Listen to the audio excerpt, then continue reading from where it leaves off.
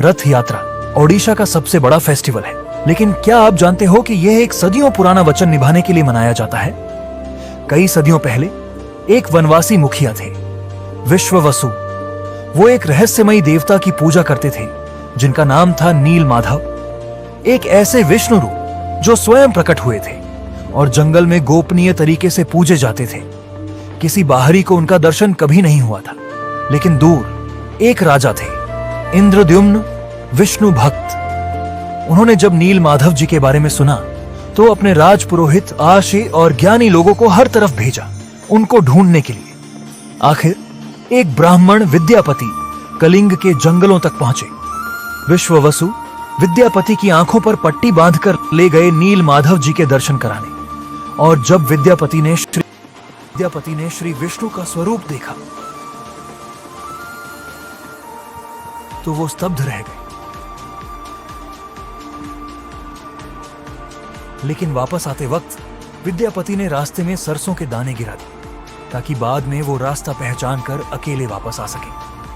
कुछ दिन बाद वो दाने उग गए और रास्ता दिख गया।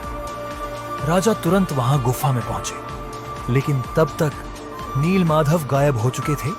राजा टूट पड़े, उपवास किया, ध्यान लगाया, और एक रात भगवान ने स्वप्न में दर्शन दिए। मैं वापस आऊंगा, तुम्हें मेरा स्वरूप मिल जाएगा, पुरी के समंदर के किनारे एक लकड़ी के रूप में। और सच में कुछ दिनों बाद एक दिव्य लकड़ी का टुकड़ा समंदर से बाहर आया। यह दारू ब्रह्म था जिसमें भगवान स्वयं विराजमान होने वाले थे। राजा ने कई शिल्पकारों को बुलाया, लेकिन कोई उसे तराश नहीं पाया।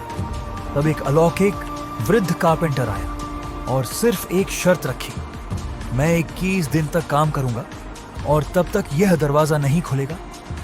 14 दिन बीत गए और कमरे से आवाज आना बंद हो गया। रानी गुंडिचा घबरा गई। उन्होंने दरवाजा खोल दिया और उसी वक्त वो कारपेंटर गायब हो गया था। लेकिन उस जगह अब विराजमान थे महाप्रभु जगन्नाथ, बलभद्र और देवी सुभद्रा, अधूरे, बिना बाहों या पैरों के, लेकिन आंखें बड़ी, कोमल और संवेदना से भरी हुई, जैसे वो इसी रूप के लिए बने हो। राजा आनंद से भर गए। उन्होंने महान जगन्नाथ मंदिर बनवाया और महाप्रभु उनकी श्रद्धा से खुश होकर बोले, एक वरदान मांगो पुत्र।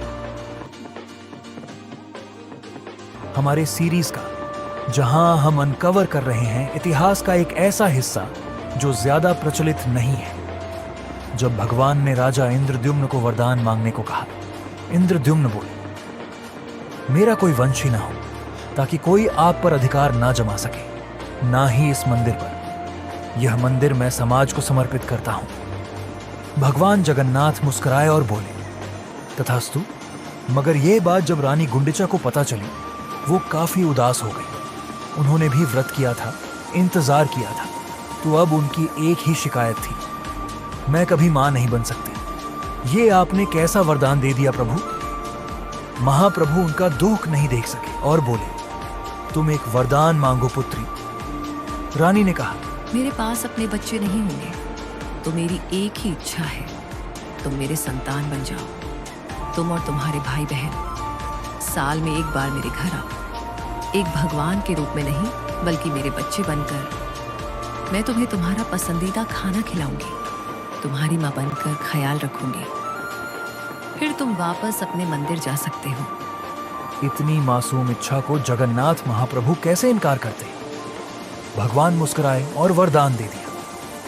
तब से लेकर आज तक हर साल जगन्नाथ जी अपना मंदिर छोड़कर रथ पर बैठकर जाते हैं गुंडिचा मंदिर, अपनी मां के घर 7 दिन के लिए, अपना दिया हुआ वचन निभाने के लिए। क्योंकि जगन्नाथ सिर्फ विश्व के नाथ नहीं, वो सबके भगवान है। ना सिर्फ ओडिशा में बल्कि न्यूयॉर्क, लंदन, पेरिस, हर जगह यह रथ यात्रा मनाई जाती है। ऐसी और कहानियां जानने के लिए फॉलो जरूर करें।